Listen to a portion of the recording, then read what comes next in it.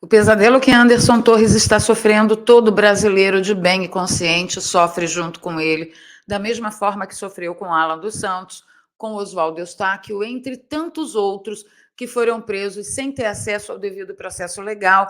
Isso não dito por mim, mas por vários especialistas e juristas dessa área no Brasil, e em alguns locais fora do Brasil também. Eu quero falar com vocês a respeito disso. Tem um pronunciamento do ministro Flávio Dino que aconteceu ainda há pouco. O Alexandre de Moraes, avisei a vocês num short, né? Que o Alexandre de Moraes disse não, tanto para o Ministério Público quanto para a PGR, no que tange o relaxamento da prisão de Anderson Torres. E agora foi marcado um novo depoimento para Anderson Torres comparecer no âmbito das investigações da interferência da Polícia Federal e da Polícia Rodoviária Federal ainda nas eleições de 2022. Eu queria saber, no final das contas, por que Anderson Torres está preso. Bom, mas enfim, porque foi achada uma minuta, nem digital do ministro tem na minuta. Aí a gente fica se perguntando, será que realmente aquela minuta estava na casa dele ou será que essa minuta foi colocada no meio? Eu não sei, gente, é só coisa da minha cabeça, né? Pois é, leva em consideração o horário, leva em consideração minha idade também. Bom, a gente vai falar também sobre a previsão do FMI para o crescimento do Brasil. A coisa vai ficar preta, tá?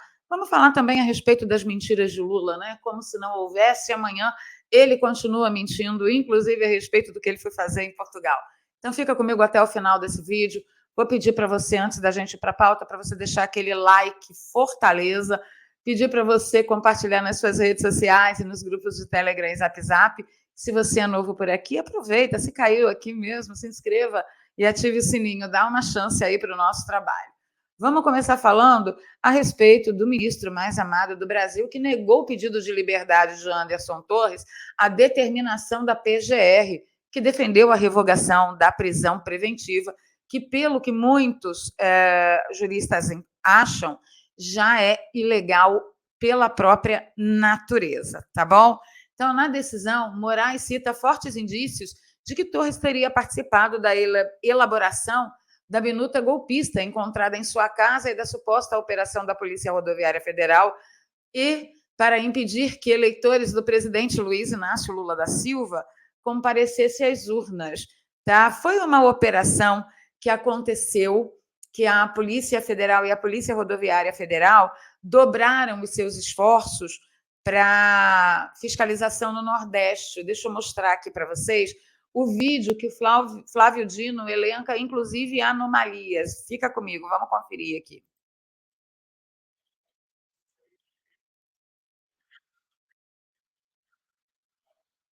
Espera só um pouquinho. Agora com comprovação. Agora sim.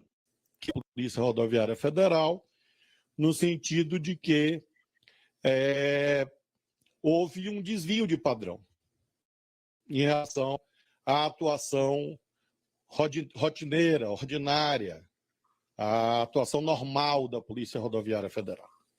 Ultrapassado o primeiro turno, a Polícia Rodoviária Federal informou à CGU de que houve uma determinação de que houvesse um planejamento específico para o segundo turno e que houvesse a alocação de mais dinheiro para fortalecer a operação do segundo turno.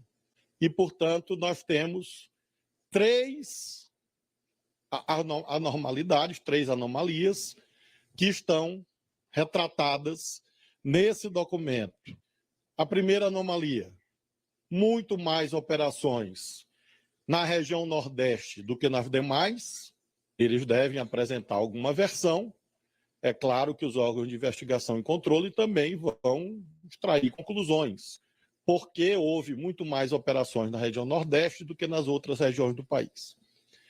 A segunda anomalia foi a mudança de planejamento, em que aquilo que havia sido programado para primeiro e segundo turno, na verdade, foi duplicado objetivamente com a alocação de mais recursos.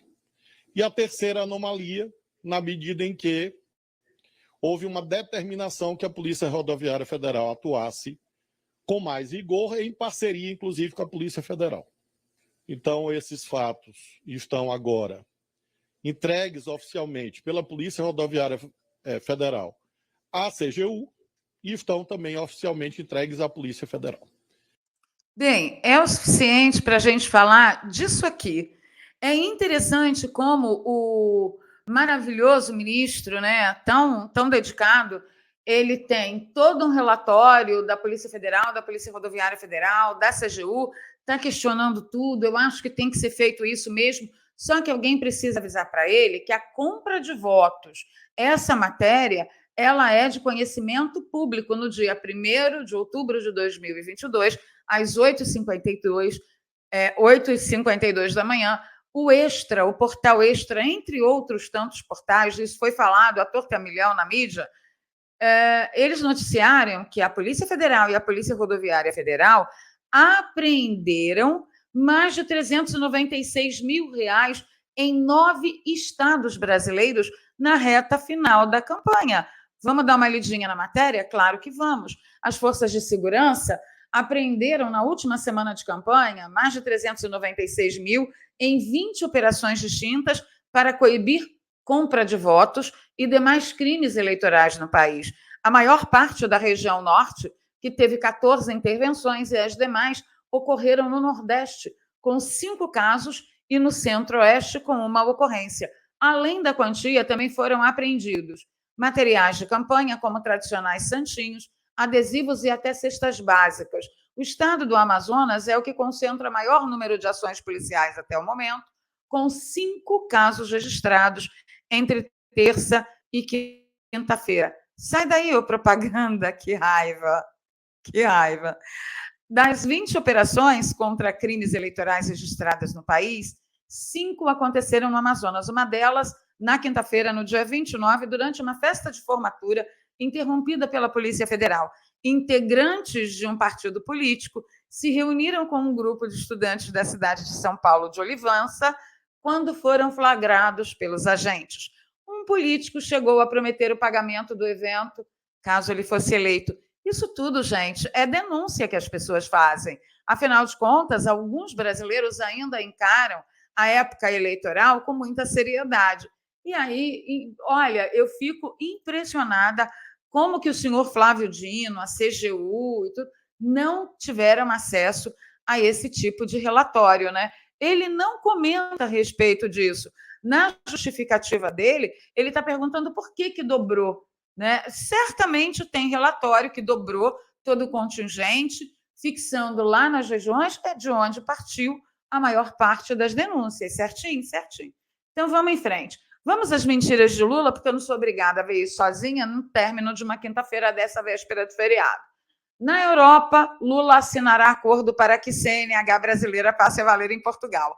Eu não aguento mais com esse governo. CNH do Brasil será válida em Portugal. Veja como vai funcionar. Isso aqui foi em 8 de julho de 2022, tá? 8 de julho de 2022. E a declaração de Lula em 20 de 4 de 2023. Ou seja, para você entender bem, a CNH do Brasil já é válida em Portugal desde 8 de 7 de 2022. Tá ok? Faz o L aí, ô bobão. Acredita? Acredita no Lula. Vamos partir aqui para uma outra declaração do Luiz Inácio, que ele disse que a Argentina terminou o ano de 2022 em uma situação econômica privilegiada. Só para você saber, em 2022, a Argentina terminou o ano com 40% da população na pobreza e inflação de quase 100%. Foi isso que Lula chamou de situação econômica privilegiada. Bom, quero mostrar para vocês o que está acontecendo com a Argentina agora e a treta da Argentina também com seu próprio Banco Central, tá? Segundo o antagolpista, com inflação em 104 ao ano, a Argentina sobe taxa básica de juros, que vai para 81% ao ano. A Autoridade Monetária de Buenos Aires tomou a decisão após a inflação atingir o maior índice para um mês em 20 anos, chegando a 7,7% em março e 104% nos últimos 12 meses. Vocês lembram que o Janjo está numa guerra contra o Banco Central aqui no Brasil, né? Eu não sei por quê. Se ele admira muito a situação que a Argentina terminou em 2022, deve reiterar a admiração dele pela Argentina em 2023. É fácil. A gente está caminhando pela mesma estrada. Vocês querem ver só? O Carlos Bolsonaro trouxe esse post que me deixou sinceramente apavorada, gente, de verdade. Ó. Projeção do FMI indica crescimento abaixo até da Venezuela para a economia brasileira em 2023. E é claro que o Carlos Bolsonaro fez uma troça, né? Ele falou, sem problema algum, eu não como crescimento. Não é isso que os jornalistas da Globo vivem dizendo? Ah, porque pobre não come combustível? Pois é, pobre também não come crescimento. Olha só, projeção do FMI indica crescimento abaixo até da Venezuela. Até da Venezuela. Tudo isso em pouco mais de 100 dias de governo. Queria que você levasse em consideração aí a censura que anda por aqui, por esse canal, e maneirasse nos comentários, mas eu queria que você realmente comentasse. As perspectivas nesses âmbitos todos que eu comentei com vocês não são boas, mas nós temos nos alimentado de pequenas vitórias que nos impulsionam. Eu vou aproveitar que a audiência pedir para vocês orarem pelo ministro Anderson Torres. Ele precisa de amparo agora espiritual. Então, independente da sua fé, mande boas energias, peça a Deus aí para que o Espírito Santo ampare ele, porque nós não podemos estar lá com ele, ele não pode receber as nossas mensagens. Então, que Deus guarde a vida dele, ampare, fortaleça o espírito dele, guarde a vida da família, que deve estar sendo muito duro para elas também, e nós ficamos por aqui nessa corrente. Vou pedir a você, se você pode, deseja, apoie financeiramente o nosso trabalho, o Pix está aqui, na descrição tem 2 contas bancárias para você que não tem Pix, e para você que está fora do país, na descrição também tem uma conta do PayPal. Nós estamos precisando bastante da sua ajuda, tá? Olha, o momento aqui está crítico, então, se você puder e desejar, por favor, faça isso. Vou ficando por aqui, um beijo no coração, a gente se fala amanhã. Sextou, né? Vai sextar já já. Eu conto com você. Até amanhã.